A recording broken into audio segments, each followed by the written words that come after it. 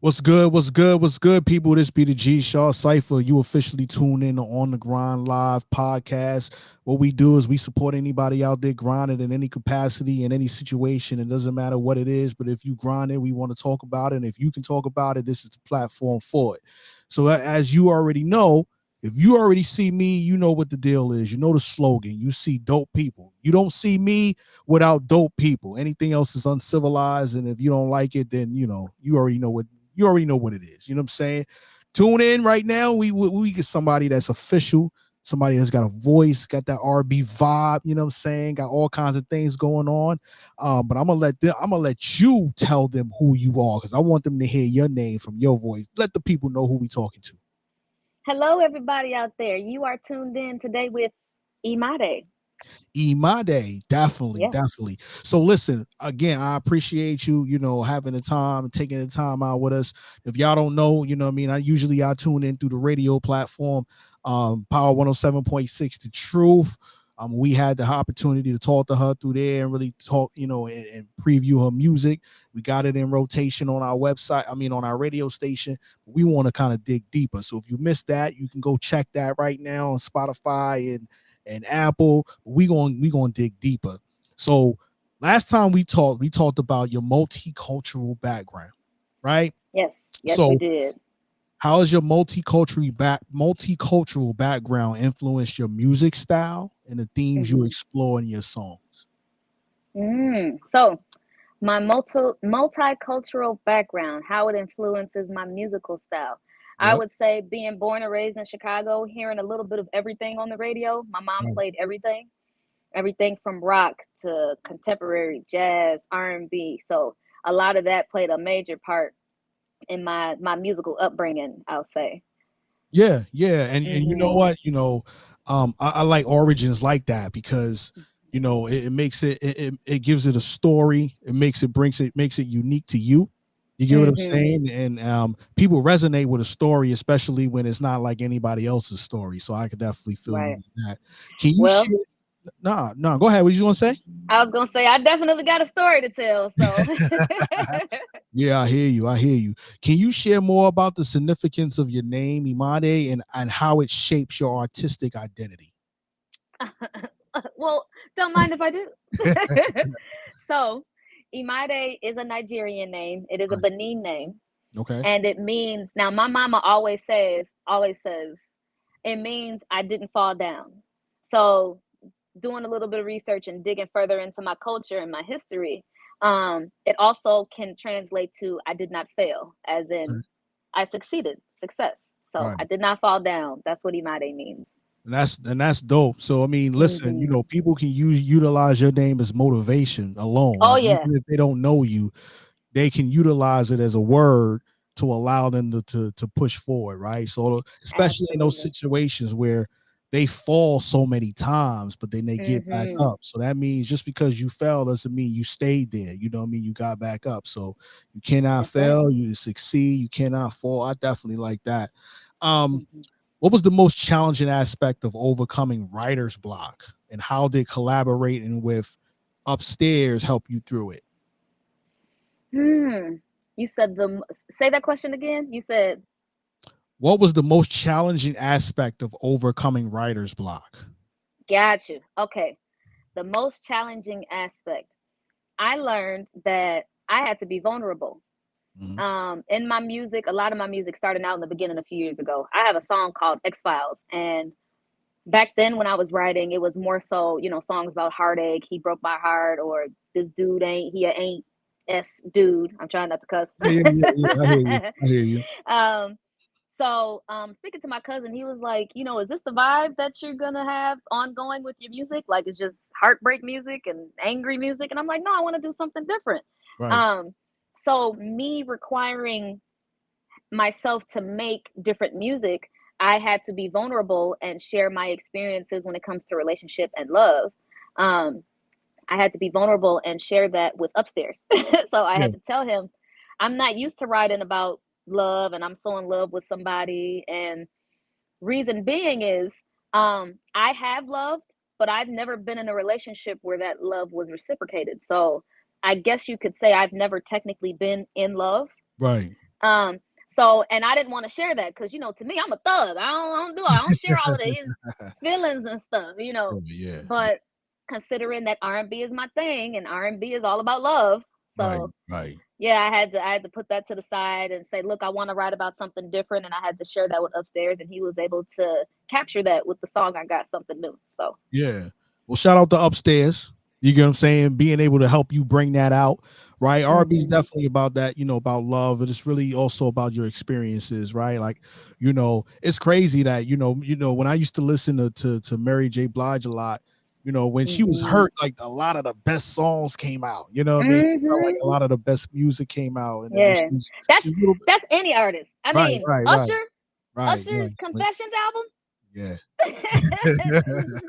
Right. That's greatness to this day. I still had that album on repeat. But Yeah. anyway, I'm sorry. I didn't mean to cut you off. No, I'm no, sorry. no, no. It's all good. I definitely understand. Definitely understand. So listen, how did recording your EP at Troy Taylor's house, I think that's what we mentioned before, impact your confidence and approach to music production? So, first, I had no idea I was gonna be at Troy Taylor's house. When I met with Upstairs, I was going to Atlanta to finish some other songs. At the time, my EP hadn't been put together yet. I just had a bunch of songs um, that I wanted to write and complete in full because during that time I was struggling with writer's block. Right. So I had no idea I was going to be at Troy Taylor's house. Upstairs was like, "Hey, come to Atlanta. I got a place where we can work. We can record." I said, "Okay, cool." I flew out to Atlanta, and as soon as I walk in Troy Taylor's house, there's like a downstairs. You know, the studio and everything is downstairs. But as I'm Right. walking down the stairs, I'm seeing all of these plaques and a whole bunch of Trey Songz plaques, and I'm like,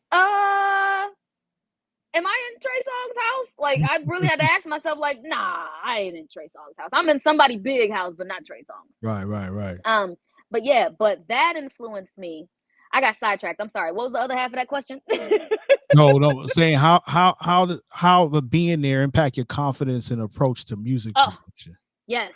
So being there impacted my confidence because again, I'm not used to being vulnerable with my emotions and the things that I write about. Right. So it impacted my confidence because it was like, look, you're here to work. It's now or never. You got to get into it, get in tune, you know, and kick out some of the best stuff that I've ever kicked out before.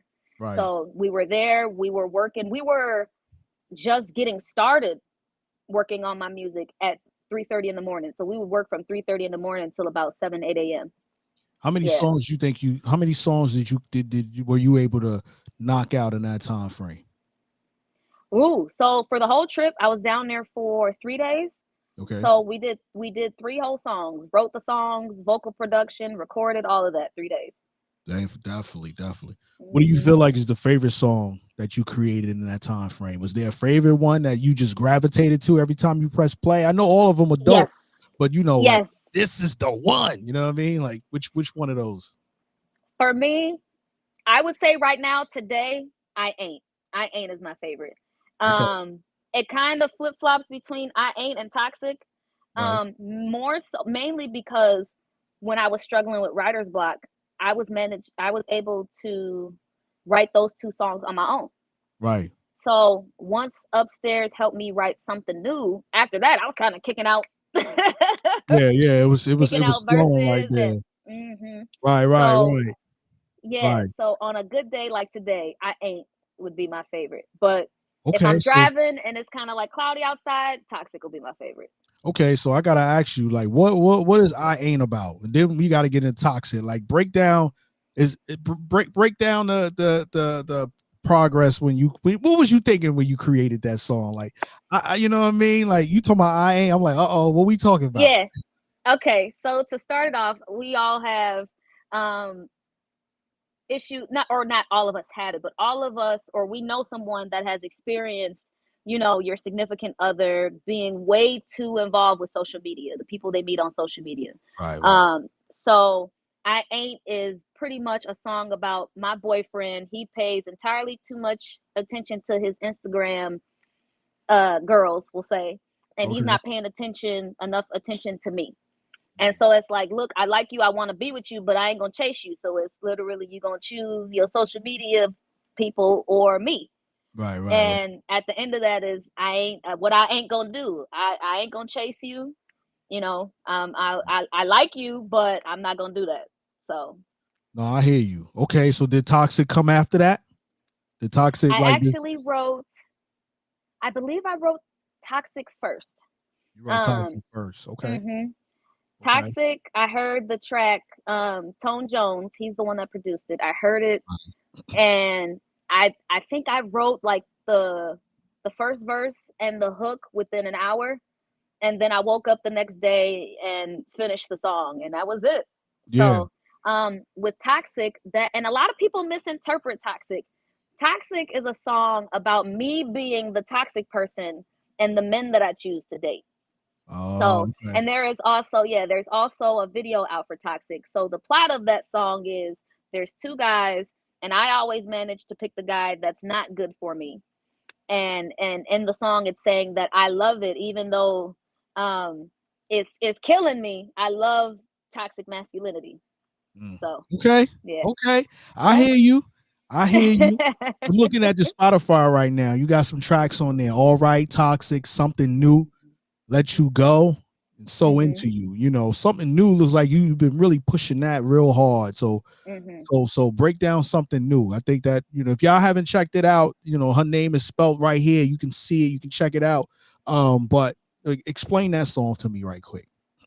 Okay, so in the beginning, when I first, me and Upstairs, we both co-wrote something new. That was the introduction of me coming out of writer's block and me being more vulnerable about my experiences with love and relationships. Right. So that song is more so, I done been through enough BS. I done dealt with all types of dudes. I like you. I want to, show me something new. I want to experience something new. Right. And when we wrote that song, originally it was just supposed to be that one song and I was supposed to release that song.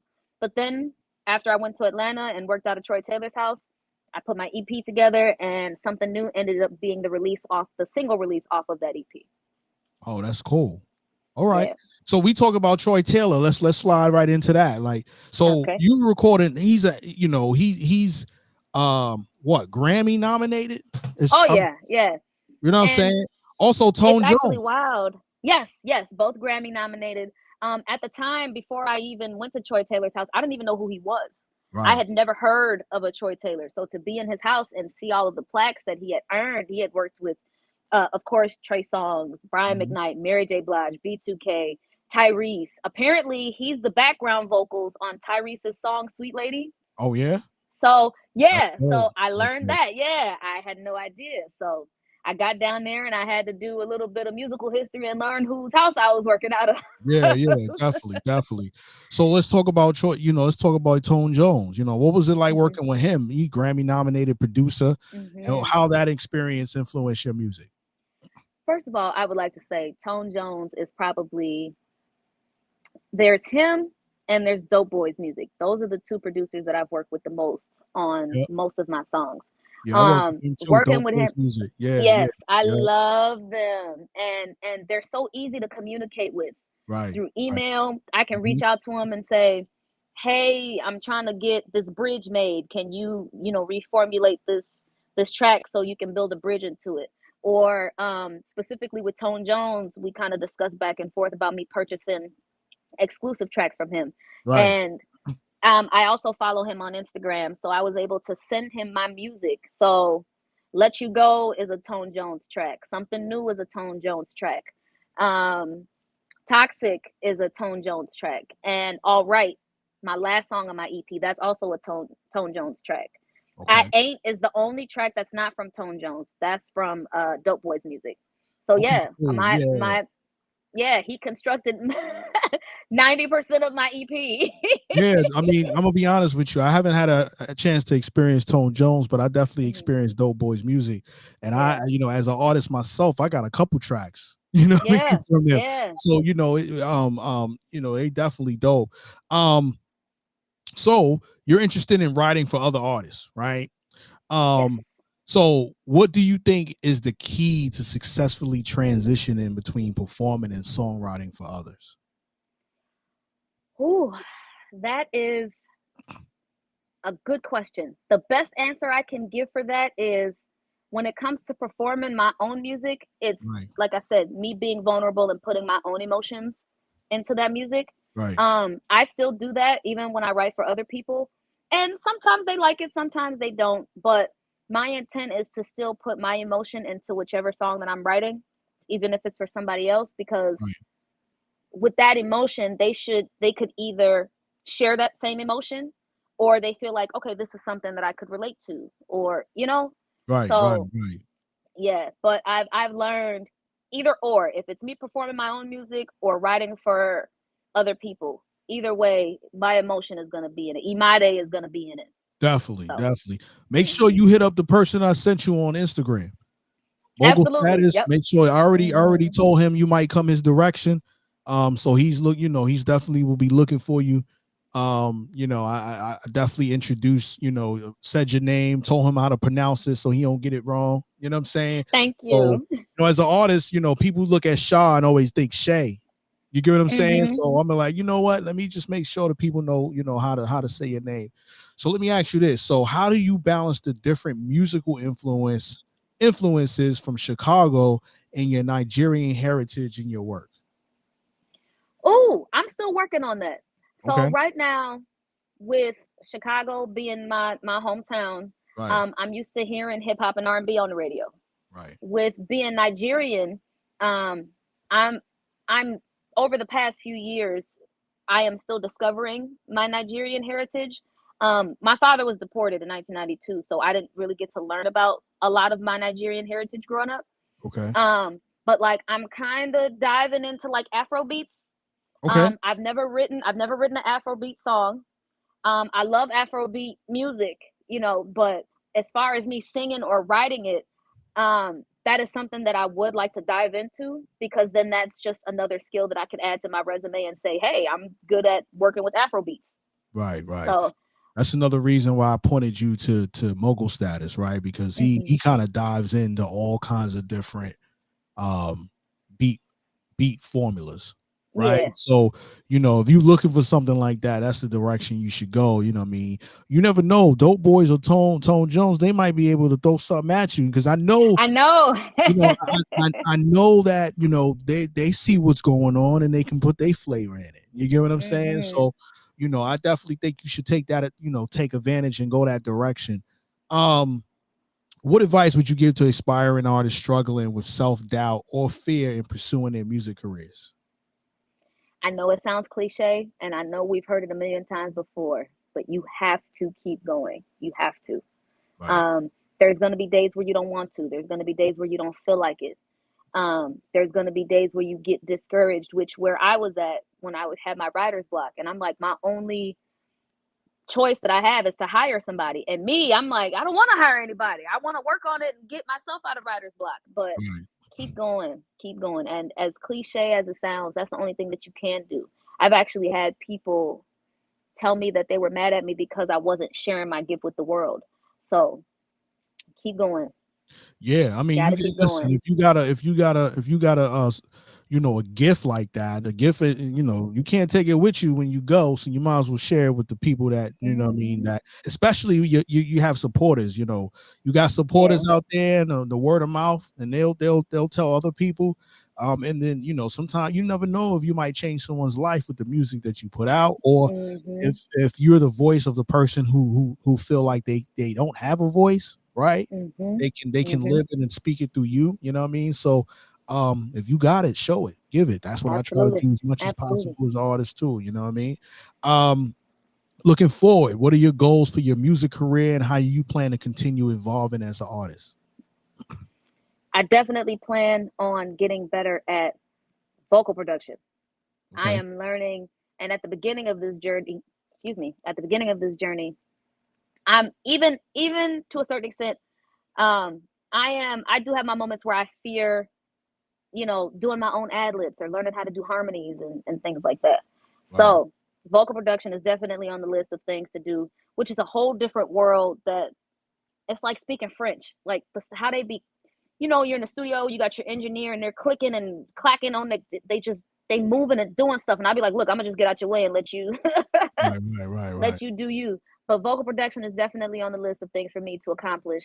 Of course, me being a better songwriter, there's uh, my top 5 celebrities that I would love to work with: Neo, Jasmine Sullivan, just to name a couple.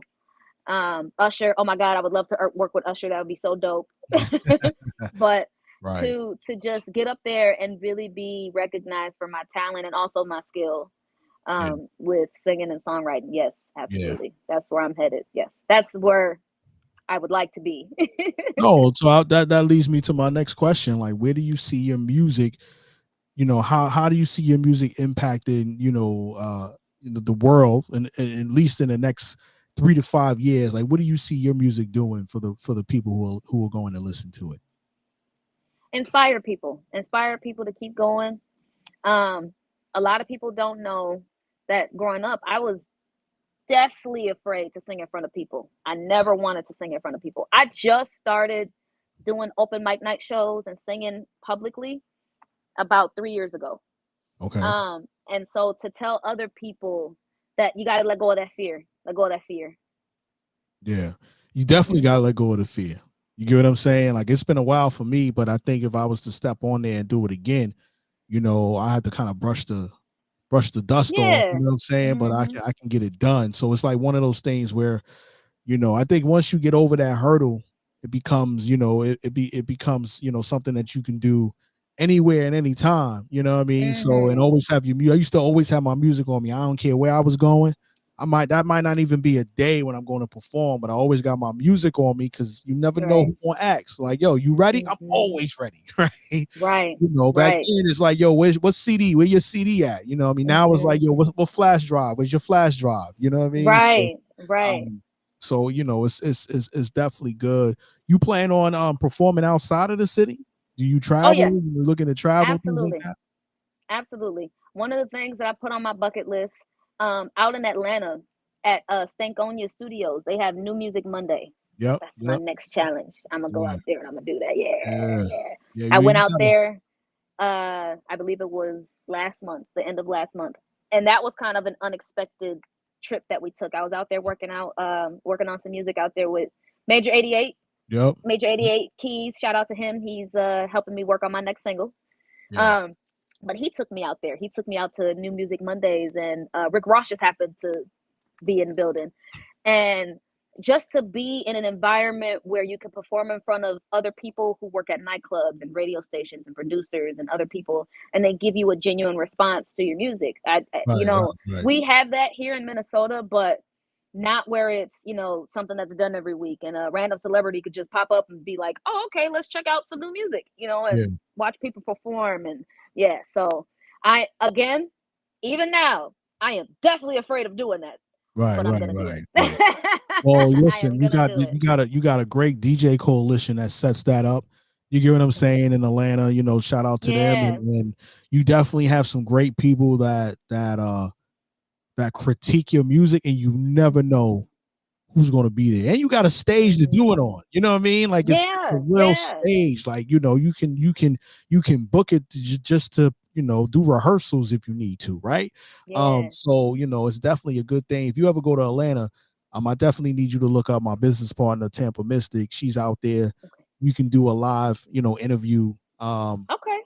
Right there in Atlanta. You don't, I just want to make sure I plug that in there, because while you in there working, you can get some more work done. You get what I'm saying? Right. And show people what you got going on. So if you ever go in that way, let me know. I'll point you her direction.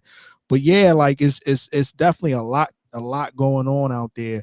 And Mhm. definitely multiple opportunities to showcase your music. You ever did the drop mic performances? You No. ever try doing that? What is that? So that's when you go to the studio and they have the drop mic. You know what I mean? A mic that Oh, you see, okay. you see that I've on seen social it. media. Yeah, Yes. yeah, yeah. So it's Okay. either the drop mic where you see the mic, you know what I mean, in the middle of the street, or in this case, Mhm. sometimes you do it in the studio, or you go to places like Rap Radar, right? And you Mhm. see the mic in front of you, you know what I mean, and you Yeah. perform your music and things like that. So Mhm. that's been one of the ways people will get content for their music without necessarily spending money on a full video. It's still a Right. video, you still do your Mhm. whole song, but you know what I mean, it's like a performance type of thing versus, you Yeah. know what I mean, a whole video with concepts and treatments and all that. So Right. um let people know how they can get to you, social media, all that good stuff. Okay, so let's start with Instagram. My Instagram handle is Imade underscore all underscore day. So it's Imade all day. Um, my Facebook is my government name, Imade Imasulin. Okay. I got TikTok. I got my music is streaming everywhere. Apple Music, Tidal. Um, what's the other one? Spotify, of course. Right, right. YouTube. Yeah, it's everywhere. So Definitely. Well, she on Spotify. I'm looking at it right now. You know what I mean? Go check her out. She got, let me make sure I got the numbers right. So far, I see 5 songs popping right now. Give me 1 second. mhm. Yeah, yeah. So, you know, she definitely doing her thing. I ain't on there. I'm gonna listen to that in a minute. You Thank you. know what I mean? Any shout outs you want to get to the people? Shout out to the people that have been working with me and been patient with me to get me where I'm at today. Because when I first started this journey, I didn't know who to work with. I didn't know what to do. I didn't know what I was doing.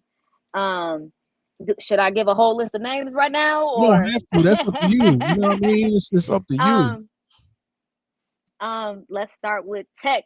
Tech was the one that helped me produce my first single, my X File songs. He was the engineer. Shout out to him. Right now, shout out to um, Major 88. He's helping me work on my current single. Shout out to Tri Bishop.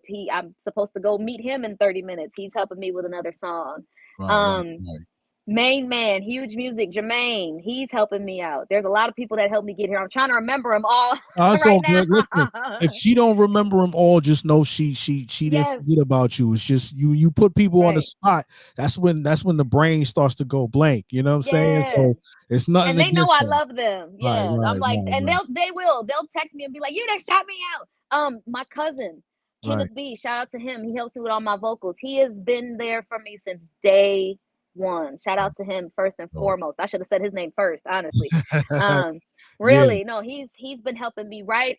He's another person that was helping me get out of writer's block. So like I actually kind of feel bad because I should have mentioned his name first, but he knows I love him. yeah, So yeah, yeah. Definitely, I hear you. yeah. Well, I appreciate you taking the time out. You said you about to go do some new music in 30 minutes. So I ain't gonna hold you Yes. up, but I appreciate you taking the time out. And you know, keep doing your thing, keep grinding. You know, for the people that's just tuning in, I appreciate y'all. This is on YouTube, so all you gotta do is hit the rewind button and play it again. This is not like radio, you don't gotta wait for it. Just go to YouTube and Right. hit the rewind and listen to anything that you forgot or didn't hear, or you know what I mean, did I hear that right? Yeah, just hit the Right. play. And then we good to go. Outside of that, you keep doing your thing. We'll talk to you soon. All Thank right. you.